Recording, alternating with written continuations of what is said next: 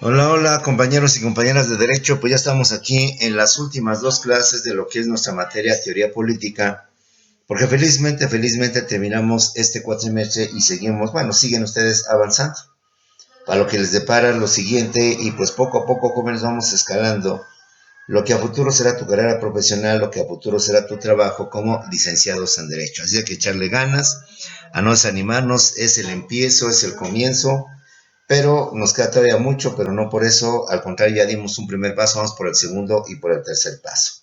Reitero, hoy vienen siendo nuestras últimas clases, penúltima y última, lo cual implica que sí va a venir dentro del examen todo lo que veamos el día de hoy, porque el examen está dentro de 8 días, según instrucciones de la escuela, de las 8 a las 9:30 más o menos, las 10 no sé, van a tener sus exámenes.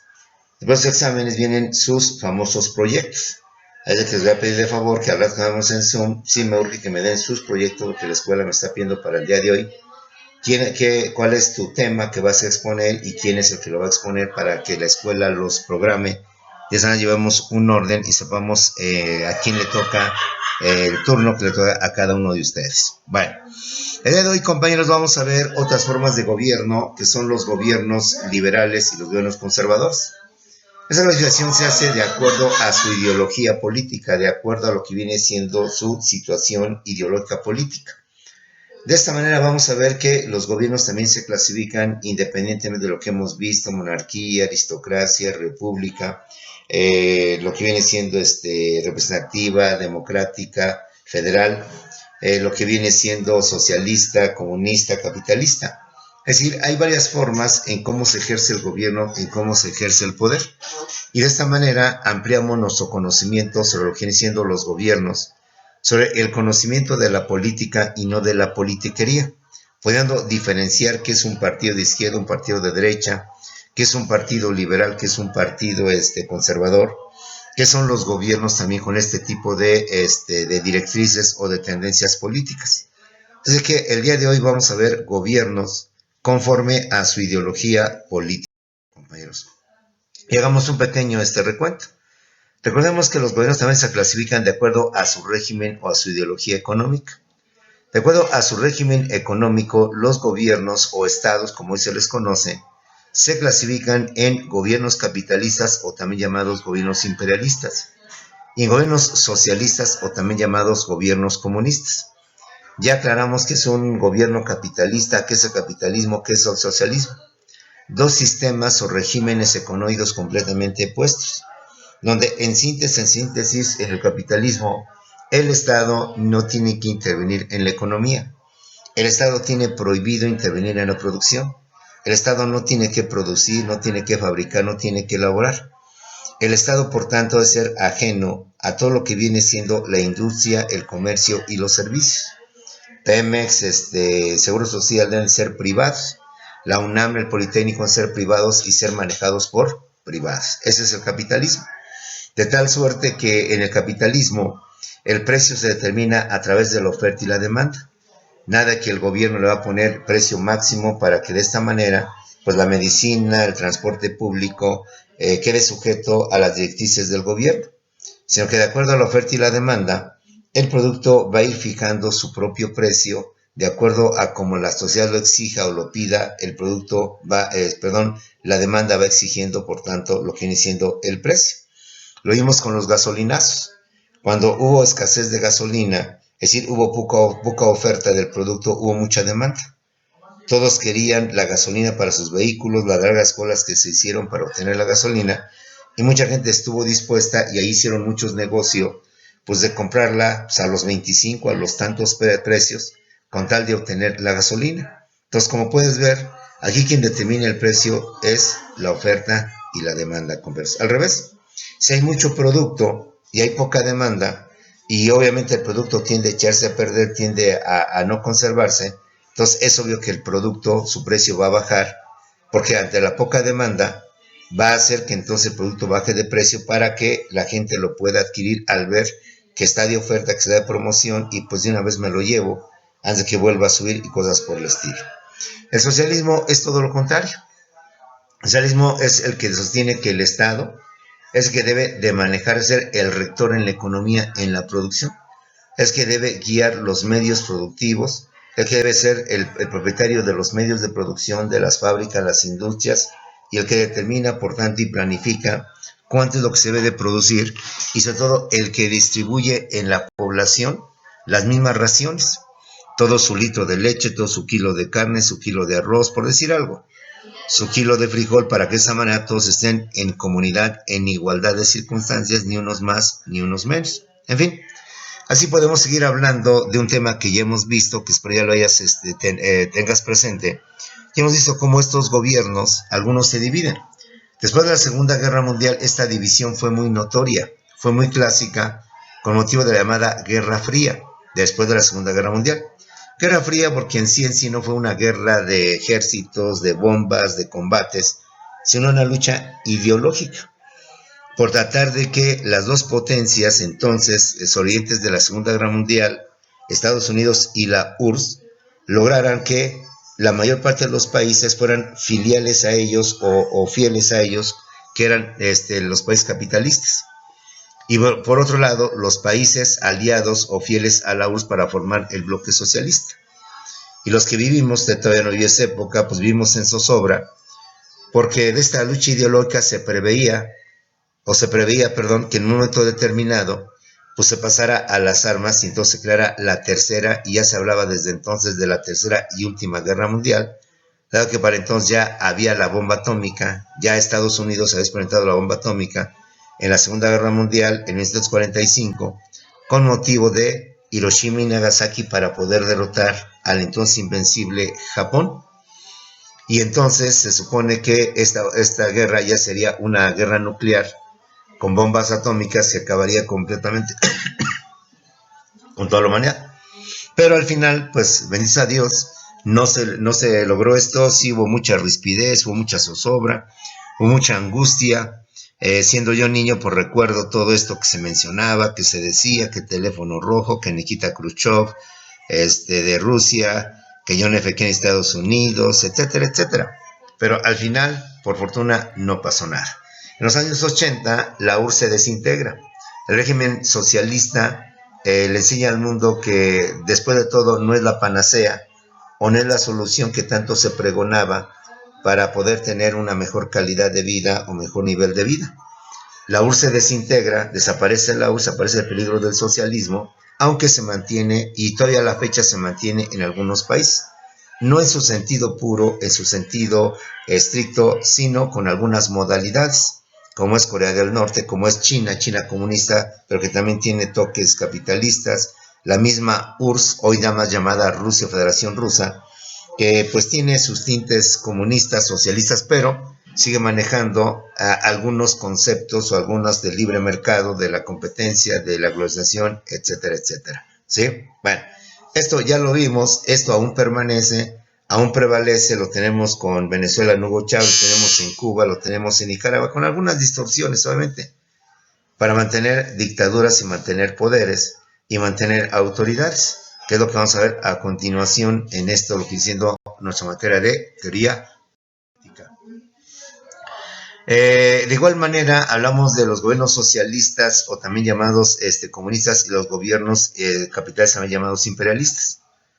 Tanto el imperialismo como el comunismo son el punto culminante, la etapa superior del capitalismo y del socialismo respectivamente. Es decir, el capitalismo es una primera etapa, y cuando el capitalismo llega a su punto culminante, a su máxima consagración, a su punto extremo, entonces el capitalismo se convierte en imperialismo. El punto supremo del capitalismo es llegar al imperialismo, como ya lo hubo en una etapa de lo que es el siglo XIX, los años 1800, cuando países como Estados Unidos, como Inglaterra, como Francia, con motivo de la revolución industrial, expanden y colonizan a varios países, y eso es constante el imperialismo.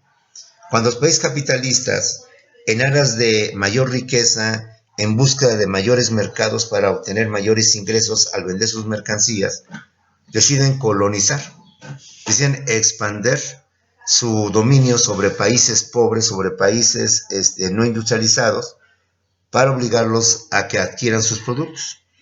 De esta manera el capitalismo sigue produciendo en grandes cantidades y para que su mercancía no se eche a perder, pues deciden colonizar países pobres de África, de América y de Asia y los obligan a que les adquieran sus productos. Al mismo tiempo, adquieren materias primas, mano de obra barata, y con esto hacen un negocio redondo los capitalistas, el famoso capitalismo salvaje. El capitalismo que lo único que busca es lucro, lucro, lucro, ganancia. Cuando el capitalismo llega a esta etapa superior, a este punto culminante, entonces se convierte en el imperialismo, compañeros. ¿Sí? El socialismo también tiene una primera etapa, una primera fase, que es la terminación la dictadura del proletariado, que viene siendo la extinción del burgués, del capitalista, del patrón, que viene siendo convertir los medios de producción de privados a comunales, a sociales, para que todos sean dueños de los bienes medios de producción. Y entonces, cuando este socialismo llega a su máximo esplendor, a su máximo desarrollo, como fue la extinta URSS, entonces se convierte en el comunismo, donde de plano, de forma extrema, igual que el capitalismo, pues sus principios y sus postulados llegan en su máxima representatividad. Un ejemplo de ello es que en el comunismo, como lo hemos dicho, pues de tajantemente, no hay libertad de expresión, no hay ningún permiso para aceptar que haya manifestaciones o mítines en contra del gobierno. Lo estamos viviendo ahorita actualmente con Rusia, que aunque ya no es un país eminentemente comunista, todavía conserva esos rasgos comunistas. Sabemos que ahí toda manifestación está prohibida. También lo tenemos en China, lo tenemos en Hong Kong, en donde cualquier deseo de manifestación, cualquier deseo de expresión pues, es reprimida. Lo tenemos en Venezuela. Es decir, son, vamos a decir, consecuencias de lo que viene siendo el socialismo en su máximo esplendor cuando se convierte en comunismo. Una dictadura, un estado totalitario, un estado completamente arbitrario, que impide cualquier libertad de expresión, cualquier libertad de manifestación. Ahí, como dijimos en clase anterior, pues solamente existe un solo partido, o sea, no hay de partidos para que usted pueda elegir. Simplemente entre los mismos candidatos de un partido, pues quizás haya elecciones, pero al final es el único partido, la única tendencia ideológica que existe. Bueno, eso es en cuanto a socialismo, punto culminante el comunismo, el capitalismo, punto culminante lo que viene siendo el imperialismo. Esto es desde el punto de vista económico, de acuerdo al régimen económico que adoptan los países. Pero también tenemos los gobiernos conforme a su ideología o a su régimen político converso. En base a lo anterior, los países o los gobiernos o los estados se clasifican y se dividen en gobiernos conservadores y en gobiernos liberales conversos. Desde el punto de vista estrictamente político, ya no económico, podemos hablar de gobiernos liberales por un lado y de gobiernos conservadores por el otro lado, converso. Como ejemplo de gobierno liberal pues está la época de Benito Juárez. Como ejemplos de gobiernos conservadores pues está el imperio de Agustín de Iturbide, Agustín I después de nuestra independencia, y el imperio de Maximiliano de Habsburgo. No se olvide que México en su historia tuvo dos imperios. El imperio de Agustín de Iturbide, conocido como Agustín I en los años 1822-23, y el imperio de Maximiliano de Habsburgo en los años 1830-1840, como ejemplo de gobiernos conservadores o de estados conservadores. ¿Cuál es el origen de esta división, de esta separación entre gobiernos liberales y gobiernos conservadores? Esta división política o ideológica de los gobiernos entre liberales y conservadores tiene su origen en la Edad Moderna, que abarca los siglos XVI, los siglos XVII y los siglos XVIII, con motivo de la llamada Ilustración o Siglo de las Luces. Recordemos que históricamente, como son muchas fechas, muchos personajes, muchos acontecimientos, muchos sucesos, entonces por eso mucha gente odia la historia, porque pues entre tanto personaje, entre tantas fechas, que 1700, que 1900, que a finales, que a principios de tal siglo, que en el año antes de Cristo, después de Cristo, 476, 1523, y nos viene una serie de personajes y de acontecimientos, que la Revolución Industrial, que la Revolución Francesa, que el imperio de Napoleón, que el imperio de Carlomagno, que el imperio romano de Oriente, de Occidente, que Babilonia, que Fenicia, que Persia. Uf. Entonces eso hace que muchas veces odiemos a la historia porque sentimos que es muchas fechas, muchos acontecimientos. Y lo peor, cuando argumentamos que, bueno, a mí de qué me sirve si eso ya pasó, si yo todavía ni había nacido cuando se dio eso. Bueno, ese es el concepto erróneo de la historia. Pero eso tiene una virtud, que a sabiendas de que son muchas fechas, muchos acontecimientos, entonces la historia se divide por etapas. Primera etapa, segunda etapa, tercera etapa, cuarta etapa. Y en cada etapa le pone un nombre y unas fechas para que dentro de cada etapa se establezcan ciertos acontecimientos. De tal suerte que yo al saber qué pasó en la primera etapa, de qué año a qué año es y qué sucedió, pues ya no me pierdo en el tiempo, en el espacio y entiendo que esto pertenece a tal etapa. La segunda etapa, por razones de tal fecha y comprende tales acontecimientos, se llama fin. Entonces voy entendiendo cómo la humanidad va evolucionando. Así se nos habla de la edad antigua, de la edad media, la edad moderna y la edad contemporánea. Y nos habla de la edad moderna con la tercera etapa, que abarcó los siglos XVI, los siglos XVII y los siglos XVIII. Es decir, los años 1500, 1600 y 1700, en donde se dio un fenómeno llamado la Ilustración o llamado Siglo de las Luces, que fue justamente al final de la Edad Moderna, que es el siglo XVIII, llamado la Ilustración o el Siglo de las Luces. Esta concepción de los gobiernos liberales y los gobiernos conservadores tiene su origen, compañeros, en lo que viene siendo la Edad Moderna, que históricamente constituye la tercera etapa de evolución del hombre, los siglos XVI, XVII y XVIII, es decir, los años 1500, 1600 y 1700. Siglo XVI, años 1500. Siglo XVII, años 1600. Y siglo XVIII, años 1700.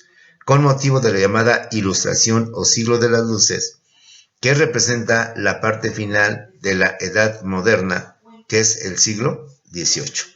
Sin olvidar que en esta primera etapa también se dio el Renacimiento, que abarcó los siglos XVI y los siglos XVII. Y el punto culminante del Renacimiento, pues viene siendo justamente lo que es la famosa Ilustración o Siglo de las Luces. ¿Qué es la Ilustración o el Siglo de las Luces?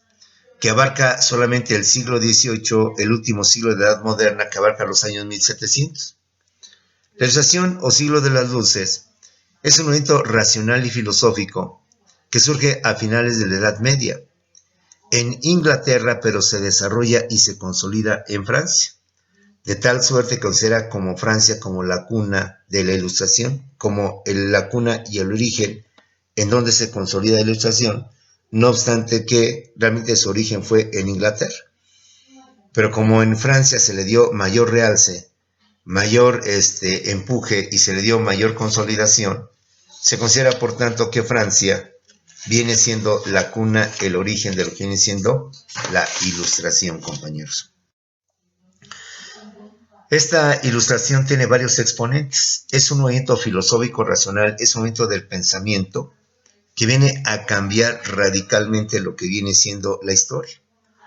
Aquí es en donde la filosofía, compañeros, para aquellos que piensan que la filosofía es puro choro, es puro rollo, es pura teoría, ¿no?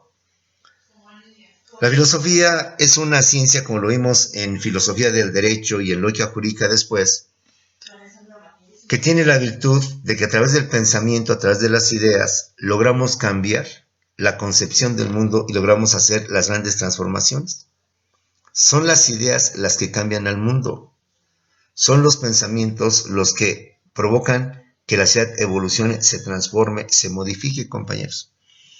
Y el ejemplo lo tenemos aquí con estos señores, los famosos ilustradores o también llamados los enciclopedistas. Como ya dijimos, este movimiento surge en Inglaterra y ahí tiene a dos grandes exponentes, a John Locke y a Thomas Hobbes. John Locke, compañeros, sostiene que el soberano o Estado, es decir, la autoridad, debe mantener los derechos y libertades humanas. Pero si las quebranta, es decir, si el Estado, el gobierno quebranta esos derechos y esas libertades humanas, el pueblo debe sustituirlo, debe de quitarlo. mediante la revolución, mediante la lucha para acabar con los malos gobiernos. Y aquí el fundamento de los movimientos o revoluciones sociales, compañeros. Lo que a la postre Carlos Marx va a llamar como la lucha de clases sociales y que va a justificar la lucha, la guerra como el medio legal, válido, moral, ético, para poder destituir y poder cambiar a los gobiernos. Si los gobiernos no funcionan, si los gobiernos no benefician a la población, entonces el pueblo tiene el derecho en todo momento de quitar y de cambiar a esos gobiernos. El pueblo tiene el derecho de crear revoluciones, movimientos, sí, obviamente habrá guerras, habrá muertes, habrá lo que quiera, pero al final la idea es acabar con esos malos gobiernos. Empieza a haber ese tipo de ideas radicales, extremistas, populistas, que van a empezar a cambiar lo que viene siendo la evolución de la humanidad, la evolución del hombre. Donde el pensamiento, las ideas, son más fuertes que un ejército, más fuertes que un armamento para poder transformar a la sociedad. Entre otros exponentes de la ilustración está John Locke. John Locke, al inglés, sostuvo lo siguiente, que el soberano o el Estado, es decir, el gobierno, debe de mantener los derechos y libertades humanas, compañeros. Pero si el Estado, el gobierno o el soberano no los respeta, al contrario, los quebranta, viola pues estos derechos, entonces el pueblo debe de sustituirlo, debe de quitar ese mal gobierno a través de las armas, mediante la revolución, mediante los movimientos sociales. Esto va a ser el fundamento de los movimientos o revoluciones sociales que con el tiempo se van a dar. El fundamento de la revolución cubana, de la revolución francesa, todos aquellos movimientos que toman las armas y que sirvieron estas ideas para que Miguel Hidalgo proclamara la independencia de México. Porque estas gentes están haciéndole abrir los ojos a las personas, el pensamiento, de que un mal gobierno no debe permanecer, de que el pueblo tiene el derecho de cambiarlo y de mejorarlo en cualquier momento. He ahí las ideas y el pensamiento de la ilustración que vino a dar con lo que estamos analizando los gobiernos liberales y los gobiernos conservadores. Otro exponente también inglés es Thomas Hobbes. Thomas Hobbes es el creador de una obra clásica dentro de la política que se llama El Leviatán. Por razones de tiempo no hablaremos de ello, sino simplemente marcaremos que su obra fundamental es El Leviatán. Thomas Hobbes establece las bases del laicismo y del racionalismo. Justifica el poder del soberano, del rey, de la autoridad, pero no en la divinidad, sino en los individuos. Y me explico. Thomas Hobbes tiene la fortuna de crear las bases del laicismo, es decir, ¿qué es el laicismo? El laicismo es un movimiento que pregona que la educación, la enseñanza, el aprendizaje debe de basarse en los avances científicos, debe de basarse en la ciencia y no en los dogmas y creencias religiosas como hasta entonces se venía manejando y se venía aprendiendo y se venía enseñando, compañeros. Thomas Hobbes se convierte en un materialista, no en un ateo, sino una persona objetiva, que dice el conocimiento, la ciencia, lo científico debe de basarse en lo objetivo, en lo material, en lo que podamos demostrar, podamos comprobar, haciendo a un lado todos los dogmas, todas las creencias religiosas, todos los principios, que al final son eso, son simplemente dogmas, compañeros. ¿Quién nos hizo? Nos hizo Dios. ¿Y cómo nos hizo Dios? Nos hizo del polvo, polvo somos y en polvo nos convertiremos. ¿Y quién hizo a Dios? Dios es un ser eterno que no tiene principio, no tiene fin, y que por tanto es un ser que existirá por siglos de los siglos. Bueno, ¿y cómo pasó eso? Son misterios de Dios, que nadie tiene derecho a hurgar las cosas de Dios, lo que son divinas, son sagradas, y no cometamos el pecado de herejía, etcétera, etcétera. Entonces, como puedes ver, Thomas Hobbes establece lo que conocemos como la educación laica. La educación basada en la ciencia, en el conocimiento científico, en los avances científicos, haciendo a un lado los dogmas, haciendo a un lado las ciencias religiosas. Crea también las bases del racionalismo. Ya hemos hablado en filosofía del derecho lo que es el racionalismo. Aquella que sostiene que lo único verdadero, lo único cierto, es lo que se obtiene a través de la razón, de la reflexión, del análisis. Porque muchas veces los sentidos nos engañan. porque muchas veces nuestra vista nos engaña. Vemos unas lucitas en el cielo y decimos, mira esas lucitas tan pequeñas, ¿no? No son lucecitas, son soles y estrellas tan grandes de dimensiones descomunales que si pudiéramos llegar a ellas, simplemente no alcanzaríamos, porque son tan enormes y son tan enormes que a pesar de la gran distancia que existe entre nuestro planeta y esas lucecitas, nos permiten poderlas ver. Que si las pudiéramos tener enfrente, simplemente sería imposible alcanzar a ver con nuestra vista dónde terminan, como el mar. Dónde termina el mar, dónde acaba el mar, simplemente es algo inmenso, algo monumental, algo imposible de poder describir. Bajo esta perspectiva, se utiliza la razón, el análisis de reflexión, como el medio, el recurso para encontrar la verdad de las cosas. De igual manera, justifica el poder de los reyes, el poder de quien sea, pero no en un derecho divino, como se sostenía, y lo vamos a ver en su momento oportuno. Hasta antes de ellos, se decía que los reyes eran reyes y tenían autoridad porque hace siglos, hace muchos años, Dios le dio a sus tatarabuelos, a sus padres, ese don, ese poder. Y como ese don es de Dios, entonces ese abuelo heredó ese don a sus hijos, al tatarabuelo, a lo que viene siendo el bisabuelo, el abuelo, al padre, el padre al nieto, al hijo al nieto, el nieto al bisnieto, el bisnieto al tataranieto, etc. Entonces Tomás Coase nos viene a hacer reflexionar y a pensar, ¿no, señores?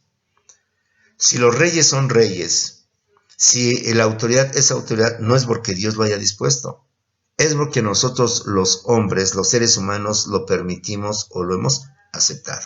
Si el poder de un gobierno no deriva de Dios, sino el poder deriva de los propios seres humanos, de los propios individuos.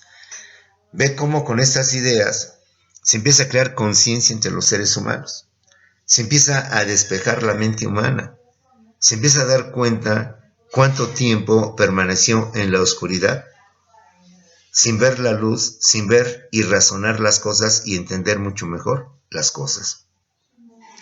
Aunque la ilustración, como lo hemos dicho, se dio en lo que viene siendo Inglaterra, tuvo su punto máximo, su máximo desarrollo en lo que viene siendo Francia. Pues ahí los exponentes fueron Juan Jacobo Rousseau, Montesquieu y Voltaire, quienes llevaron a su nivel máximo toda esta tendencia, todo este tipo de pensamiento racional, filosófico, tendiente a cambiar, a modificar la forma en cómo se gobernaba, cómo se manejaba y cómo existía la sociedad. Los ponentes franceses son Juan Jacobo Rousseau, Montesquieu y Voltaire. Juan Jacobo Rousseau, su gran obra es El contrato social, una obra clásica, una obra fundamental, que por razones de tiempo pues no la vamos a desglosar, simplemente a mencionar que su obra principal de Juan Jacobo Rousseau fue El contrato social. Postula la soberanía del pueblo para elaborar leyes y para asignar autoridades. Es decir, Jacobo Rousseau sostiene que quien designa a los reyes, quien nombra las autoridades es el pueblo. Es el pueblo el que tiene el poder para nombrar y para designar quiénes deben ser nuestros gobernantes.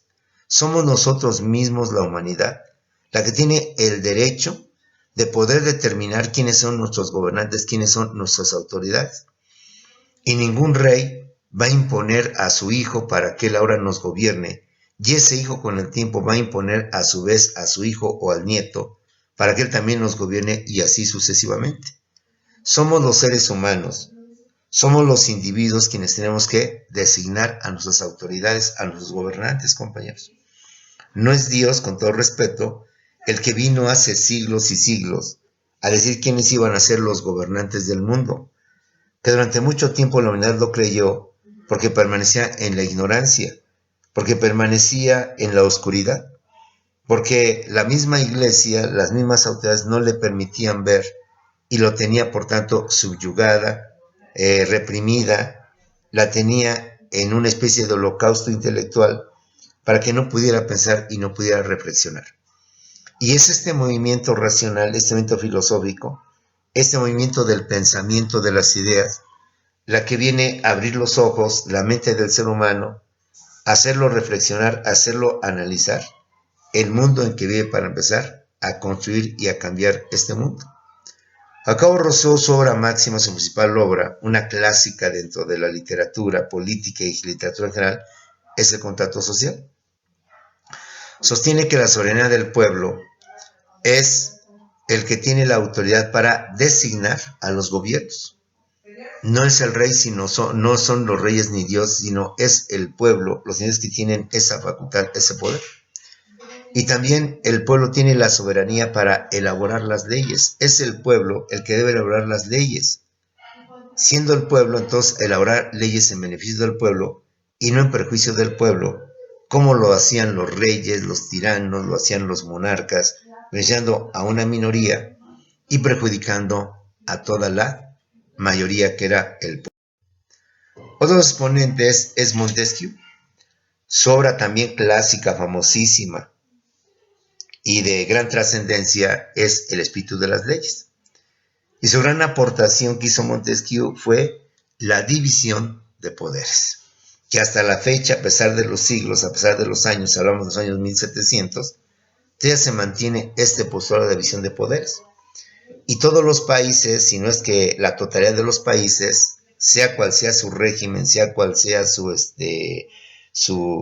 ideología, mantienen esto, la división de poderes, es decir, que la autoridad no debe quedar en una sola persona, como era la monarquía, que la autoridad por lo menos debe dividirse en tres partes, en tres facciones, para evitar con esto arbitrariedades o despotismos. Un poder ejecutivo, un poder legislativo y un poder judicial. Un poder ejecutivo que es el que manda, el que gobierna. Un poder legislativo que es el que elabora las leyes. Y un poder judicial que es el que aplica las leyes para impartir la justicia y de tal manera que si un poder se equivoca, los otros dos lo corrigen. De tal suerte que si el poder judicial llega a cometer un error, entonces el poder legislativo y el poder ejecutivo lo corregirán. De igual manera, si el poder ejecutivo se excede en sus facultades, va a tener un poder legislativo, un poder judicial que lo van a limitar o que le van a hacer entender cuál es su camino.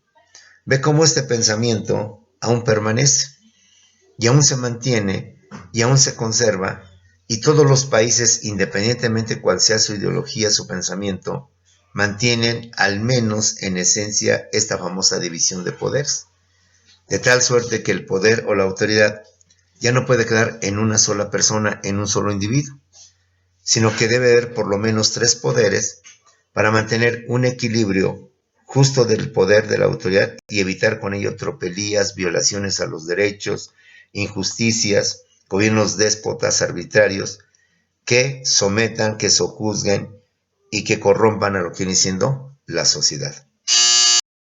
Otro exponente es Voltaire, perdón por mi mal francés, no sé pronunciarlo bien. Lo digo como se lee, no como se pronuncia.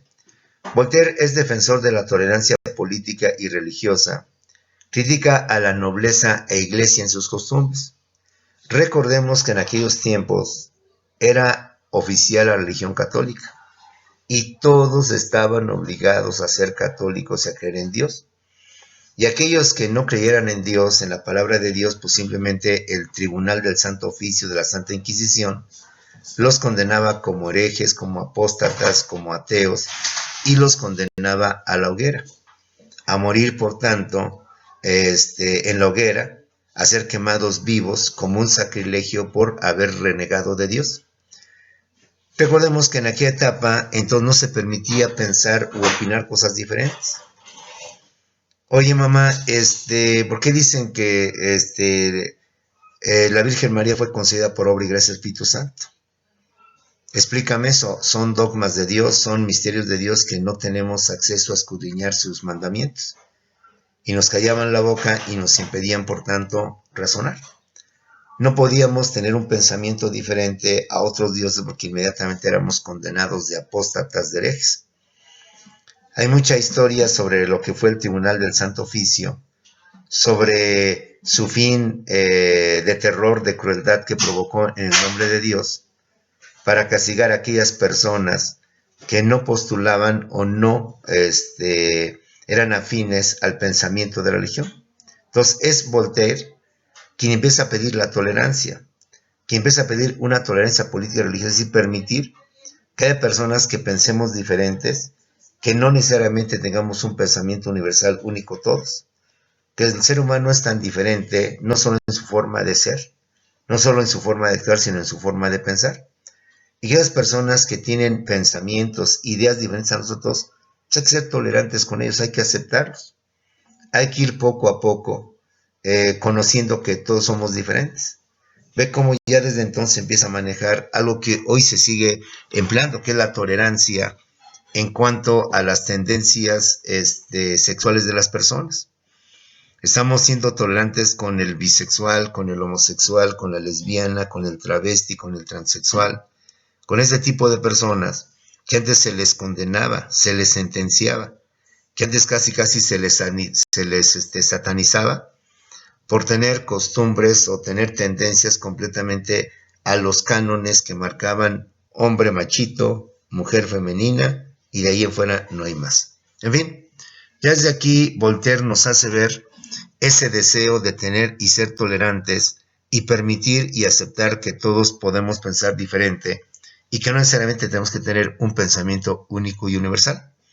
De igual manera, algo impensable, critica a la nobleza, a los reyes, a la corte del rey, que eran gente pues aparentemente de sangre azul, sangre o gente de otro nivel, y a la iglesia. Impensable en aquellos tiempos por la cuestión del santo oficio criticar a la iglesia, señalar sus errores o sus defectos. Entonces es Voltaire el que empieza a manejar este tipo de críticas tanto al rey, a la corte, sus nobles, duque, condesa y demás cuestiones, así como a la iglesia en lo que vienen siendo sus costumbres, en lo que vienen siendo sus tradiciones.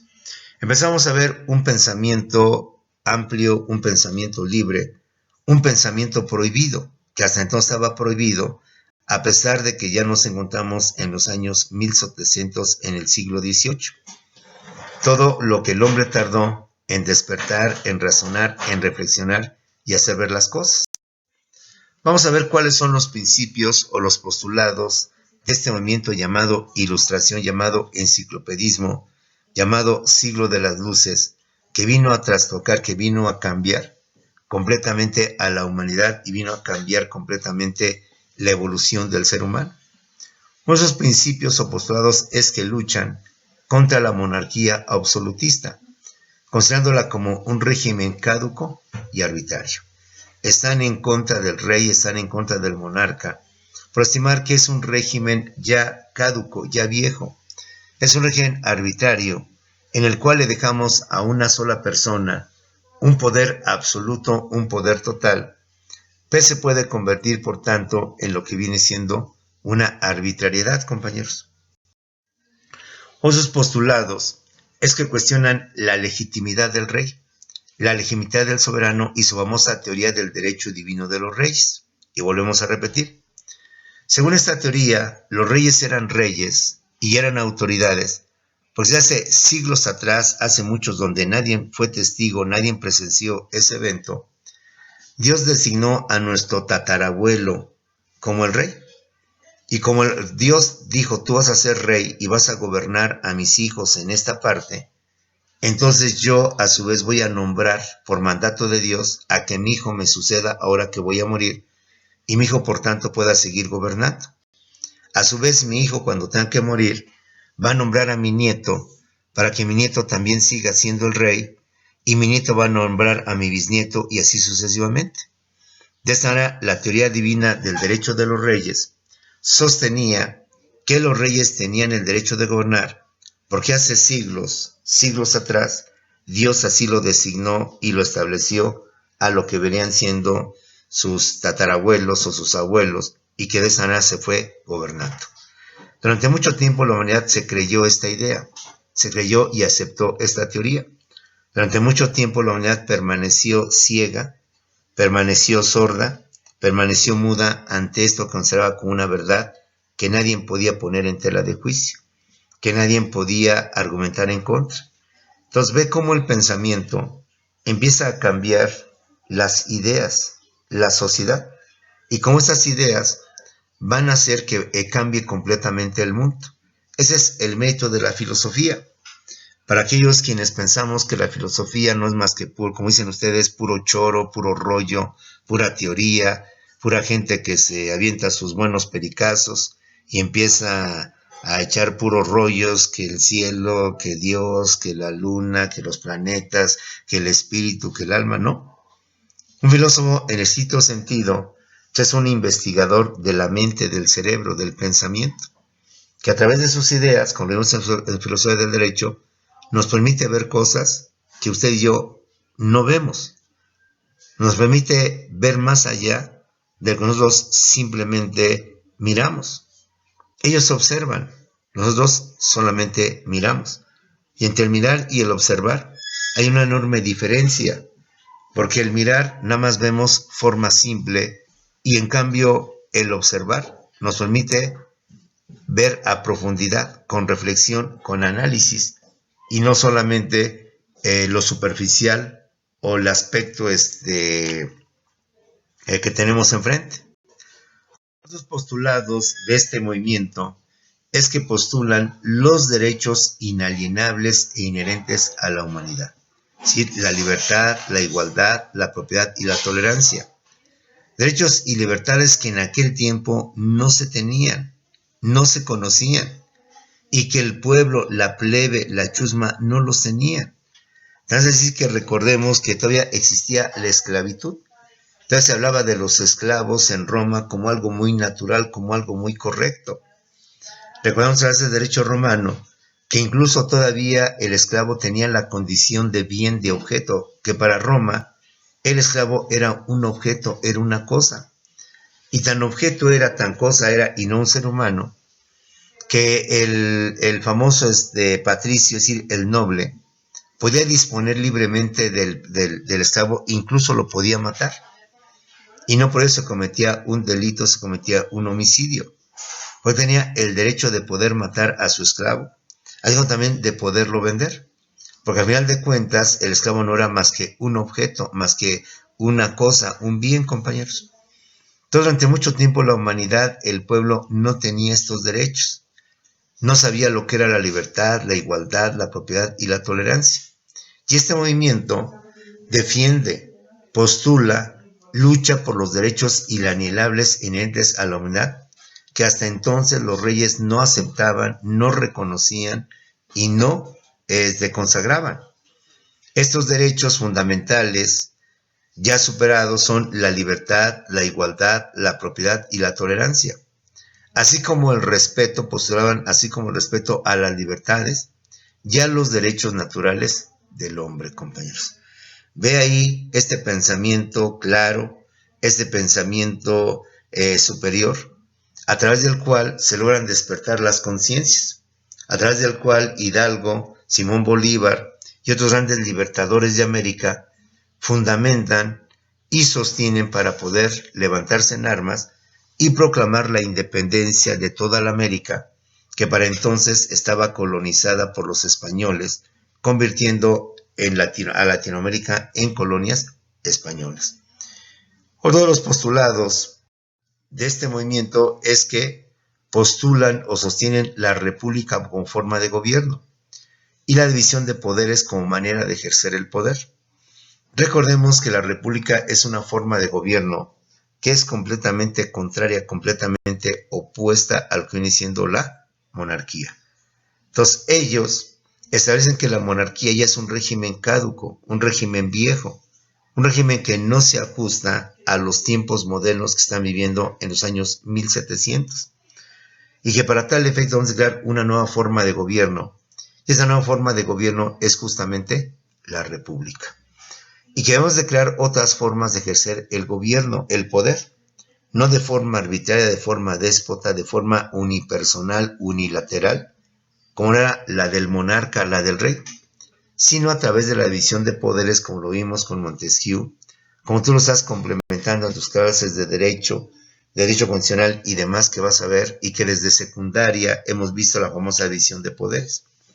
Un poder ejecutivo que manda, que gobierna, que ordena, un poder legislativo que elabora leyes, y un poder judicial que en base a las leyes aplica la justicia e imparte lo que viene siendo la justicia. De esta manera, como puedes ver, este pensamiento que crea lo que es la Ilustración, lo que es el siglo de las luces, se le llama así porque viene a iluminar, viene a darle luz a la humanidad, a despertarla de su sueño, abrirle los ojos de su estado ciego y poder entender mucho mejor lo que viene siendo la forma de gobernar, la forma de manejarse. Insisto, la monarquía es un régimen que existió en la Edad Antigua entre los fenicios, los persas, los romanos. Los romanos hablaban del César, los egipcios hablaban del faraón y así por el estilo. Y después en la Edad Moderna se mantiene, aunque en la Edad Media el rey perdió cierto poder ante la autoridad del señor feudal, quien se apropió de grandes extensiones de tierra y que en aquel tiempo la principal actividad económica era justamente la agricultura, que entre más tierras tuvieras, más poder tenías. Entonces el señor feudal logró parar feudos, grandes extensiones de tierra, y muchas veces logró tener autoridad inclusive superior al rey. Pero el rey se mantuvo, el rey no desapareció, y en la Edad Moderna el rey se consolida, el rey mantiene su autoridad. Luis XIV, Luis XV, XVI en Francia, Fernando VII, Carlos V en España, Jorge III en Inglaterra, Catalina II en lo que viene siendo Rusia y en muchos países más. Pero llega el siglo XVIII, los años 1700, cuando estos filósofos, estos pensadores, empiezan a reflexionar, a profundizar sobre la evolución de la humanidad y empiezan a establecer estos postulados, estos principios, que van a pegar obviamente en la humanidad, que van a hacerla reflexionar, hacerla analizar. Y en consecuencia van a generar una serie de movimientos, una serie de luchas que van a trastocar y van a cambiar completamente lo que viene siendo la humanidad. Un ejemplo, reitero, de cómo la filosofía, el pensamiento, llega a ser práctico y no es simplemente teórico. Algo que nos invita a pensar en la importancia que tuvieron nuestras materias de lógica jurídica, de filosofía del derecho y obviamente la importancia que tuvo la historia en su momento oportuno cuando estuvimos en secundaria, en preparatoria, y que lamentablemente muchos de nosotros quizás despreciamos, odiamos, malmiramos esta materia, cuando nos damos cuenta de la importancia que significó esta materia para nosotros. Bueno, estamos en nuestra penúltima clase analizando los gobiernos liberales, los gobiernos conservadores.